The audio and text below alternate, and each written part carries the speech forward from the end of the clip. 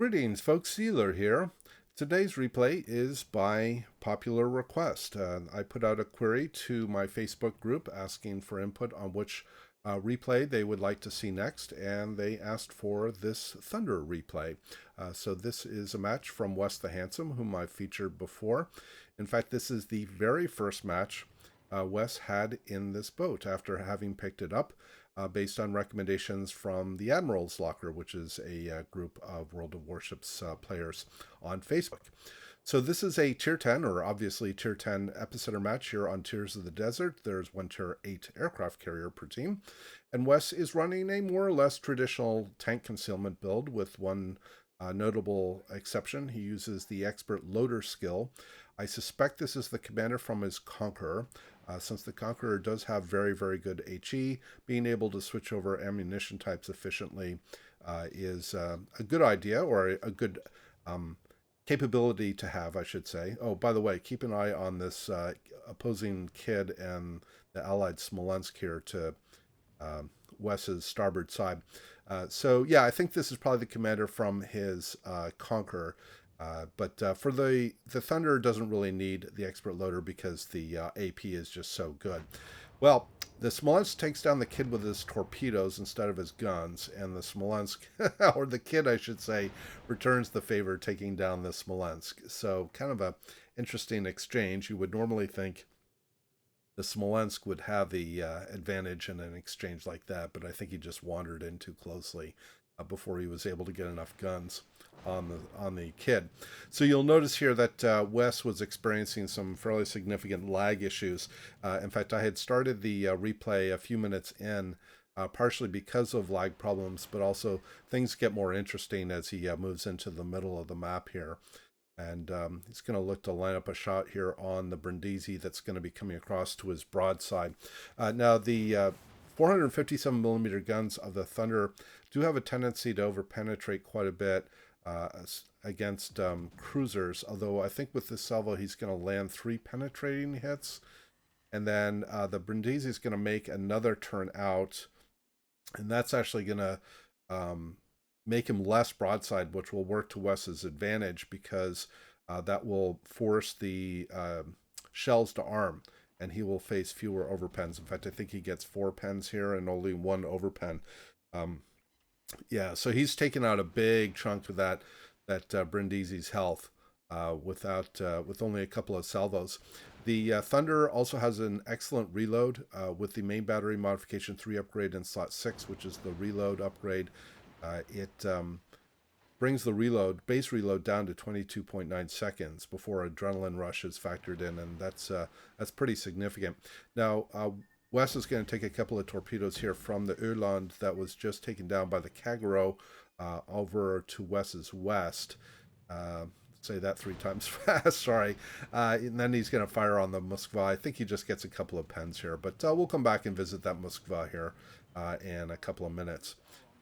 Wes coming under some aerial attack from the Shokaku. And then he's going to swing his guns over to this broadside Iowa that is about, it's like about 10 clicks away, 10 kilometers away. Yeah, in fact, some more lag here, unfortunately. Sorry about this, folks. I think this is probably a reflection of everybody working from home or streaming from home, putting a lot of pressure on the networks. I know that I'm facing a lot of network pressure issues as well. Salvo has gone out, and he does indeed a couple of nice citadels, taking out the Iowa. So at this point, I imagine Wes had a pretty big smile on his face. He's up to over 100,000 in damage, just past the 11-minute mark, or just about to get to the 11-minute mark on the match. Another salvo here on the Brindisi. I think a couple of penetrating hits, but he doesn't quite finish off the cruiser. Yeah, about 4,000 in damage. But I mentioned that Moskva earlier, and the Moskva is going to be coming across here to Wes's starboard side about 16 kilometers out, full broadside. The Moskva is a very squishy cruiser when it's broadside. It's very tanky bow on, but it has a very large raised citadel, and this is its main weakness, and he lands a triple citadel, executing a devastating strike on the Moskva, getting himself up to 145,000 in damage. And like I said, at this point, I imagine Wes is probably saying, yeah, I'm definitely glad I made this purchase. He's probably enjoying the ship a great deal at this point. Again, another lag, unfortunately, and there's going to be a couple more of these. I think Wes is going to hold his fire in a couple of cases here until he knows that the lag is kind of settled down a little bit, so he doesn't misfire. I think he's going to go after the Hindenburg here. That's going to end up making a turn and then end up beaching in front of him here in just a moment. So I apologize for the lag. The by the way, the Kagero to Wes's west has just discovered the Shokaku, which is over on the one line. Again, carrier hunting's not really my thing, as I think some of my regular viewers know. The Allies did a good job. In fact, they had all four of their destroyers in the center circle and took the center circle, which is a key reason that Wes's team has a fairly significant point lead, is because they got that center circle quite early. Wes is going to swing over here and help support his Kagero get the Shokaku down as quickly as possible. I'm not a big fan of carrier hunting. I think it detracts from focusing on the objective. But since the carrier is here, to some extent, it makes sense to get him at least out, take him out since he is easily visible. That's also going to give the Allies some additional points to improve their lead. Now, West did take a couple torpedoes from the Brindisi. The Italian cruisers have these very long range but relatively slow torpedoes, but they have very high alpha. So West has taken some fairly significant damage there. He's just earned high caliber up to almost 180,000 in damage, and the Thunder does not get the super heal of the Conqueror. It does get 5 sort of more traditional battleship heals, but he's already almost burned through all. In fact, he's working on his last one as we speak right now. Reflection of taking quite a few torpedo hits. Does get another Citadel hit on the Shokaku, finishing off the carrier. That has given the Allies one ship advantage and increased their point lead by over 400 points. And he's going to turn back in toward the middle. Now, it's going to be important that the Allies stay focused on at least defending what they have. Yeah, it's going to be important. Excuse me. It's going to be important for the Allies to focus on defending what they have, as the Allies have kind of lost focus on supporting the center, which they had, and they're actually kind of lucky at this point that the opponents have not moved in to take that cap yet, although they will. The Allies lose one of their remaining destroyers. They only have 2 left. The Kagero that is here with West to his north, as well as an Östergötland, which is over on the east side of the outer ring. And West is putting in some pretty long-range artillery shots here. You can see that the opponents have now moved into the center, and they're going to grab it. Now, there is a significant... The Allies do have a significant point lead. However, once these rings and center are under control of a particular team, and if they're not contested, that team gets points pretty rapidly. I think it's 5 points every 6 seconds. Excuse me, my phone's going off here. So there is an opportunity for the opponents to get caught up here. Broadside Montana here is flooding. I didn't see him take torpedoes earlier, but obviously he has. Wes is fired here on the Montana. I think he didn't give quite... I think he gave a little too much lead, and he's going to end up only getting a couple of overpens on the Montana. No, in fact, he misses altogether. I think with the next salvo, he only gets a couple of overpens. So he loses an opportunity here to get a kill on the Montana. You can see this based on the smoke. The Montana is gliding forward ever so slightly. But even here, I think Wes has fired a tad too far forward. He is only going to get a couple overpens, so he isn't going to quite get the Tier 10 battleship down.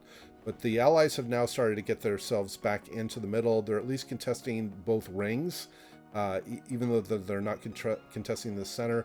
The Montana does go down to the Allied Montana, so at least the Allies have gotten another ship lead back.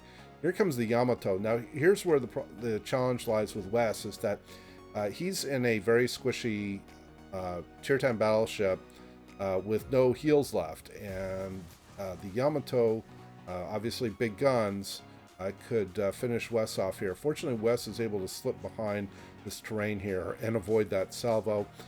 Come over and try to support his Kagero, who's unfortunately gotten a little too close to the Hindenburg, and the Hindenburg's putting fire on him, but this Kagero is doomed. Presumably the Hindenburg, well, he's obviously going to avoid the torpedoes, but he does take down the Kagero. I think the Kagero sent on the Yamato. I don't remember if he gets any torpedoes. Now, Wes is going to turn out here. He doesn't want to have a run-in with the Hindenburg, although the Hindenburg is taken down by the Montana, so good clutch kill there. But in particular, he doesn't want to have a run-in with the Yamato. But he started his turn, I think, a little bit, or he mistimed it a little bit, and he ends up running aground. He's going to back up here. So now it's the question, where is the Yamato? Because they don't see him, and it's going to be a matter of when the Yamato shows up, is Wes going to be angled enough that he can try to deflect these shots? Now, there's the Yamato. Now, the Royal Navy battleships, the Conqueror, has this very sort of flat bow end that can be easily penned by battleships, and is a way to at least get pens, if not citadel hits, through the stern. So it's going to be important here for West to stay as strongly angled as he can, like 10, maybe 15 degrees, to try to mitigate the number of penetrating hits here, and obviously try to protect his citadel from the Yamato. Waiting for the Yamato's next salvo. He looks pretty well angled, but man, that still hurts a lot. That's 18,000 K. But Wes is going to demonstrate why Yamato shouldn't turn broadside, especially to 457mm guns. A couple of citadels, earns Confederate, and then finishes off the Yamato. And that's going to lock up the game. In fact, we're going to switch to the end screens because Wes is going to survive and the team's going to win on points with time expiring. So 252,800 in damage, high caliber, Confederate, devastating strike, and Dreadnought, almost a little over 2,600 base XP in a epicenter match here on Tears of the Desert. So a very good first outing, Wes. Thank you very much for sharing this. I hope everybody enjoyed the replay and the commentary. Please do leave your comments below. And as always, we hope to see you out there on the virtual seas, and we wish you happy sailing.